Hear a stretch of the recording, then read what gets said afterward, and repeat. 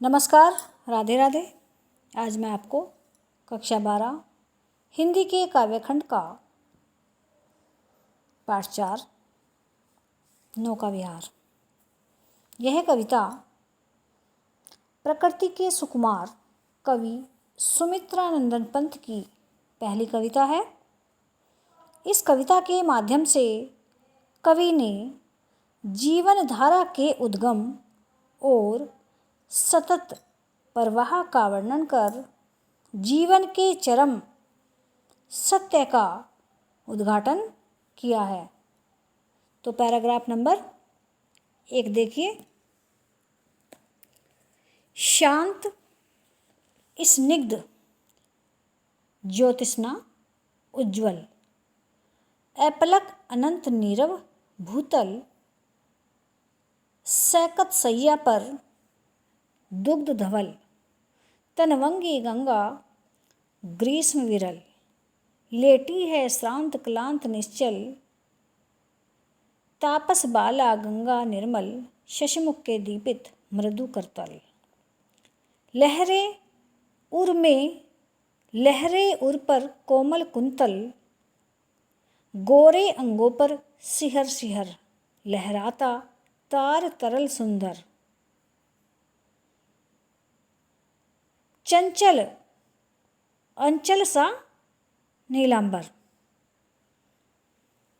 इन पंक्तियों में कवि ने चांदनी रात में अपनी मित्र मंडली के साथ गंगा में किए गए नौका विहार का चित्रण किया है।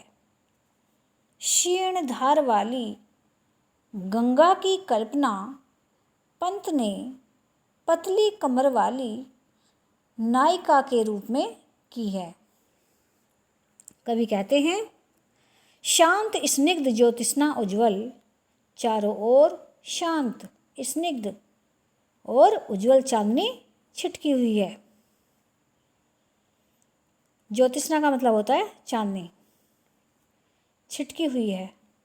आकाश टकटकी बांधे हुए पृथ्वी को देख रहा है। अपलक अनंत नीरव भूतल, अनंत का मतलब आकाश, देख रहा है। भूतल पृथ्वी को देख रहा है। पृथ्वी शांत और शब्द रहित है। ऐसे मनोहर और निस्तब्ध वातावरण में ग्रीष्म के कारण मंद और क्षीण धार वाली गंगा बालू के बीच मंद मंद बहती हुई ऐसी प्रतीत हो रही है, जैसे कोई छरहरे दुबले पतले शरीर वाली सुंदर युवती दूध जैसी सफ़ेद सैया पर गर्मी से व्याकुल होकर थकी मुरझाई और शांत लेटी हुई हो। वे आगे कहते हैं, तापस बाला गंगा निर्मल शशमुख से दीपित मृदु करतल लहरे उर पर कोमल कुंतल गोरे अंगों पर सिहर सिहर लहराता तार तरल सुंदर चंचल अंचल सा नीलांबर नीला वस्त्र गंगा जल में झलकता चंद्र बिंब प्रतिबिंब छाया। ऐसा प्रतीत हो रहा है जैसे गंगा रूपी कोई तपस्विनी अपने चंद्रमुख को उसी के प्रकाश से प्रकाशित कोमल हथेली पर रखे लेटी हो और छोटी छोटी लहरें उसके वक्ष स्थल पर लहराते कोमल केस हों।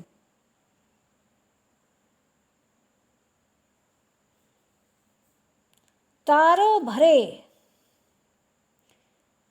भरे आकाश की चंचल परछाई गंगा के जल में पड़ती हुई ऐसी लगती है जैसे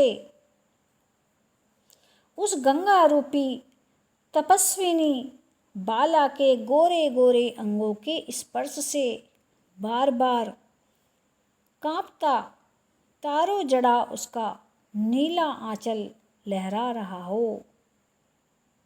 उस आकाश रूपी नीले अंचल पर चंद्रमा की कोमल चांदनी में प्रकाशित छोटी छोटी कोमल टेढ़ी बल खाती लहरें ऐसी लग रही हैं जैसे लेटने के कारण उसकी रेशमी साड़ी में सलवटें पड़ गई हो। किसकी? गंगा की। गंगा को यहाँ पर जो है स्त्री माना गया है।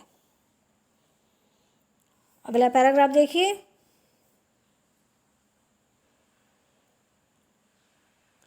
चांदनी रात का प्रथम प्रहर। चांदनी रात का प्रथम प्रहर, हम चले नाव लेकर सलवर, सिकता की सस्मित सीपी पर मोती की ज्योतिष्ना रही विचर। लो पाले चढ़ी उठा लंगर, मृदु मंद मंद मंथर मंथर लघु तरणी हंसनी सी सुंदर। तिर रही खोल पालों के पर, निश्चल जल के सुचि दर्पण पर बिंबित हो रजत पुलिन निर्भर। दुहरे ऊंचे लगते क्षण भर, कालांक कंकर का राजभवन सोया जल में निश्चिंत प्रमन। पलकों पर वैभव स्वप्न सघन। इन काव्य पंक्तियों में चांदनी रात में किए जा रहे नौका विहार का मनोरम चित्रण किया गया है।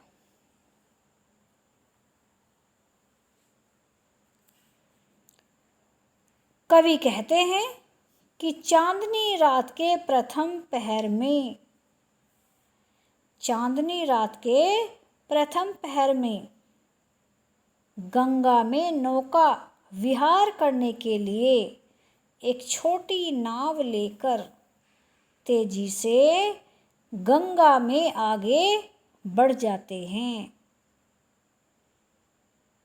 सिकता सिकता सस्मित सीपी पर मोती की ज्योतिष्ना रही विचर। लो पाले चढ़ी उठा लंगर। गंगा तट के सौंदर्य का वर्णन करते हुए वे कहते हैं कि गंगा का तट ऐसा रम्य लग रहा है जैसे मुस्काती अर्थात खुली पड़ी रेतीली सीपी पर चंद्रमा रूपी मोती की चमक विचरण कर रही हो। ऐसा सुरम्य, ऐसा सुंदर वातावरण में गंगा में खड़ी नाव की पालें नौका विहार के लिए ऊपर चढ़ गई हैं और उन्होंने अपने लंगर उठा लिए हैं। कहने का मतलब यह है कि एक साथ अनेक नावें नौका विहार के लिए गंगा तट से गंगा में खुल गई हैं। लंगर उठते ही छोटी छोटी नावें अपने पाल रूपी पंख खोलकर सुंदर हंसनियों के समान चित्ताकर्षक मंथर गति से धीरे धीरे गंगा में तैरने लगी। गंगा का जल शांत और निश्चल है, जो दर्पण के समान सुशोभित है। उस जल रूपी स्वच्छ दर्पण में चांदनी में नहाया रेतीला तट। इसमें है कि निश्चल जल के सुचि दर्पण पर बिंबित हो रजत पुलिन निर्भर। उस स्वच्छ जल रूपी स्वच्छ दर्पण में चांदनी में नहाया रेतीला तट प्रतिबिंबित होकर दुगने परिमाण में व्यक्त हो रहा है। गंगा तट पर शोभित काला कांकर के राजभवन का प्रतिबिंब गंगा जल में छलक रहा है। वह प्रतिबिंब ऐसा लगता है जैसे वह राजभवन गंगा जल रूपी शैया पर निश्चिंत होकर सो रहा है। काला कांकर का राजभवन सोया जल में निश्चिंत प्रेमन, पलकों पर वैभव स्वप्न सघन निश्चिंत होकर सो रहा है और उसकी झुकी पलकों तथा शांत मन में जैसे वैभव रूप स्वप्न तैर रहे हों। अगला देखिए, तीसरा पैराग्राफ। नौका से उठती जल हिलोर, हिल पड़ते नभ के छोर और छोर, विस्फारित नैनों से निश्चल कुछ खोज रहे चल तारक दल, ज्योतित कर नभ का अंतस्थल, जिनके लघुदीपों को चंचल अंचल की ओट किए अविरल, फिरती लहरें लुकछिप पल पल, सामने शुक्र की छवि झलमल, तैरती परिसी जल में कल, रूप हरे कचो में हो ओझल, लहरों के घूंघट लहरों के घूंघट से झुक झुक, दशमी का शशि निज त्रियक मुख, दिखलाता मुग्धा सा रुक रुक।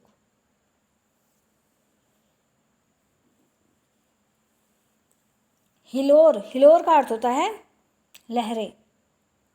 विस्फारित नैनों से आंखें फाड़कर, चल का मतलब है यहाँ पर चंचल, तारक दल तारों का समूह, ज्योतित प्रकाशित, अंतस्थल भीतरी भाग, कचों का मतलब होता है बाल, त्रियक मुख तिरछा मुंह। इन पंक्तियों में गंगा में नौका विहार के समय के मनोहारी सौंदर्य का वर्णन किया गया है। नौका से उठती जल हिलोर, हिल पड़ते नभ के और छोर। जब गंगा में नौका चलती है, नाव चलती है, तो उससे उठने वाली लहरों के कारण गंगा में प्रतिबिंबित सारा आकाश हिल उठता है। गंगा का जल शांत हो जाने पर उसमें प्रतिबिंबित तारों की परछाई ऐसी लग रही है जैसे तारे जल के अंदर के भाग को आलोकित करके उसमें अपनी आंखें फाड़ फाड़ कर कुछ ढूंढ रहे हों। इन तारों रूपी लघु दीपों को छिपाए गंगा की चंचल लहरें इधर उधर छिपती हुई सी प्रतीत हो रही है। सामने ही शुक्र तारा झिलमिला रहा है।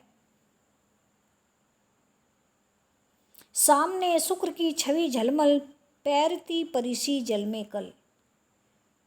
सामने ही शुक्र तारा झिलमिला रहा है और उसकी शोभा जल में प्रतिबिंबित होकर परी की तरह तैर रही है, जो कभी कभी चांदी जैसी रुपहले बालों अर्थात गंगा की लहरों में छिप जाती है। लहरों के घूंघट से झुक झुक दशमी का शशि निज त्रियक मुख, दिखलाता मुग्धा सा रुक रुक। अपने यौवन से अनभिज्ञ नायिका जिस प्रकार कभी अपना सुंदर मुख घूंघट में छिपा लेती है और कभी घूंघट उघाड़ देती है, उसी प्रकार गंगा में प्रतिबिंबित दशमी का चंद्र भी कभी अपना तिरछा मुख दिखा देता है और कभी लहरों की चंचलता के कारण छिप जाता है। आज की वीडियो में बस इतना ही।